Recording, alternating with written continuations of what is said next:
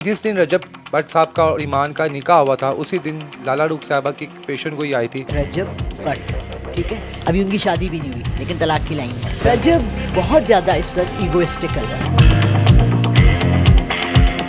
किया तो उन्होंने कुछ ऐसा ना, मैंने मेरे कहने पे तो नहीं हुई, उनके अमाल पे हुई।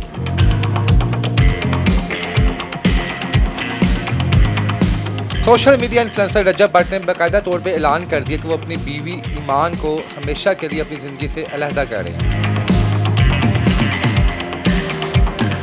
इन्होंने सितारों के इल्म के मुताबिक अपनी पेशन गोई की थी। क्या रजब भट्ट ने खुद ही ये फैसला किया था तलाक देने का, या इसके पहले इसके साथ इसकी फैमिली का कोई ना कोई अमल दखल था? वो एक बद किरदार शख्स है जिसका किरदार बहुत बड़ा। गर्दन ने इसका सरिया नहीं निकल रहा। He lost his family। पैसा क्या रिश्ते खरीद के देता है। उसकी माँ को भी कोई खास नहीं अच्छी लगती थी ईमान, वो भी सारा ड्रामा करती थी ना। उसकी बहन को गजल को कोई खास अच्छी लगती थी। ऑन कैमरा बड़ा ड्रामा दिखाया, गिफ्ट आया है, बच्चे के लिए आया है, ये आया है, वो आया है, बट रियलिटी आंख से पता छलकती है।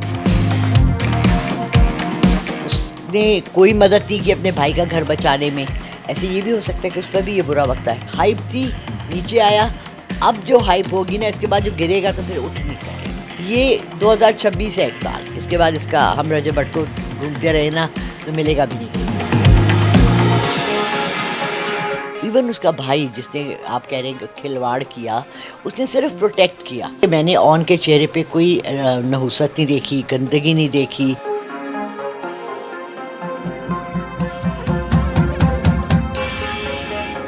सोशल मीडिया इन्फ्लुएंसर रजब भट्ट ने बाकायदा तौर पे ऐलान कर दिया कि वो अपनी बीवी ईमान को हमेशा के लिए अपनी ज़िंदगी से अलहदा कर रहे हैं। ये तकरीबन शादी के 2 साल बाद ये ख़त्मी तौर पे ऐलान किया गया।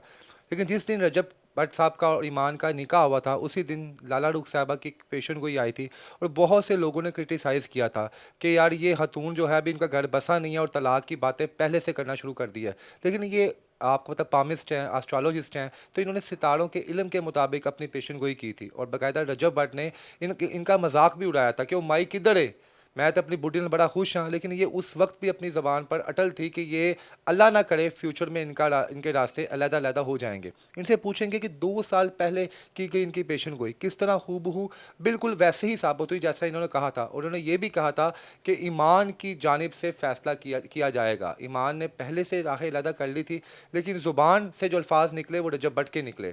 अब इनसे पूछेंगे कि रजब भट्ट की आइंदा आने वाली ज़िंदगी के बारे में ये क्या कहेंगी, और रजब की फैमिली के हवाले से इनकी क्या राय है, और क्या रजब भट्ट ने खुद ही ये फैसला किया था तलाक देने का, या इसके पहले इसके साथ इसकी फैमिली का कोई ना कोई अमल दखल था? अस्सलाम वालेकुम।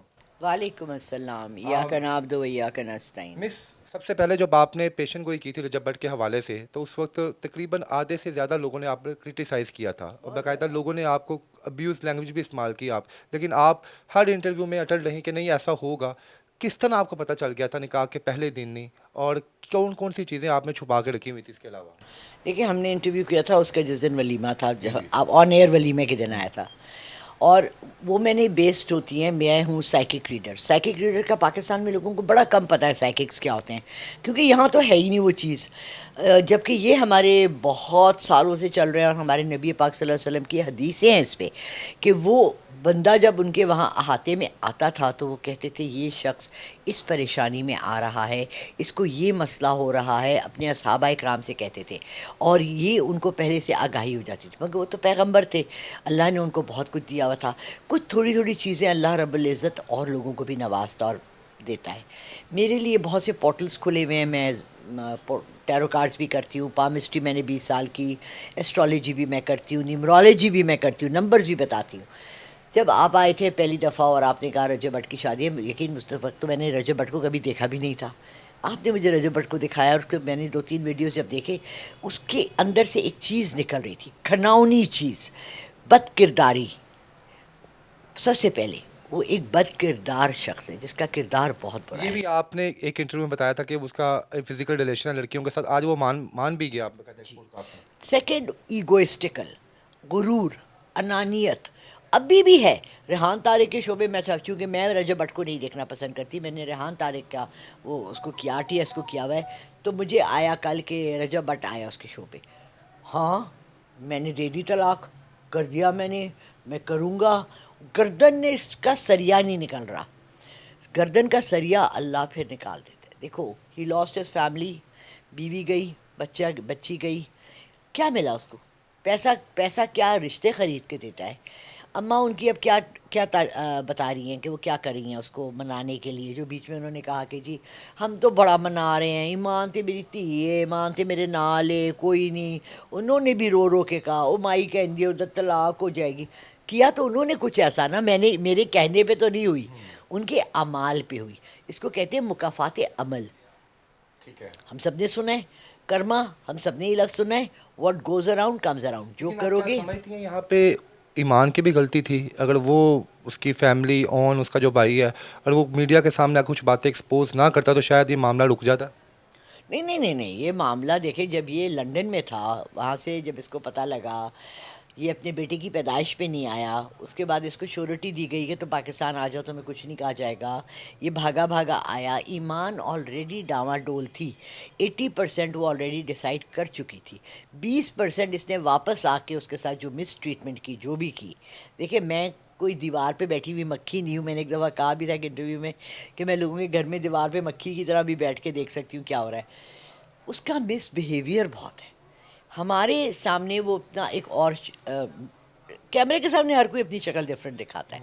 आपका क्या ख्याल है, मैंने आपको जितना डांटा लेट आने से, वो मैं कैमरे पे दिखाऊंगी? नहीं बिल्कुल। मैं बहुत बदतमीज़ खातून हूँ।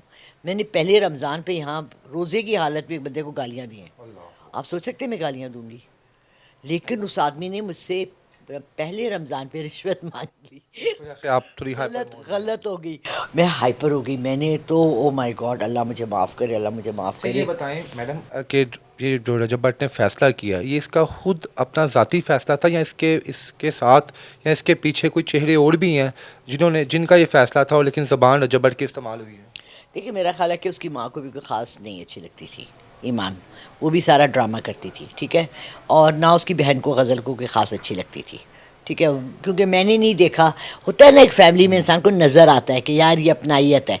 जब जब ये सारा कुछ हो रहा था, आपने एक इंटरव्यू, एक चीज़ देखी कि गज़ल उसकी बहन ने, रजब भट्ट की बहन ने आके अपनी भाभी से कोई प्यार से बात की हो, कुछ किया हो? कोई भी नहीं।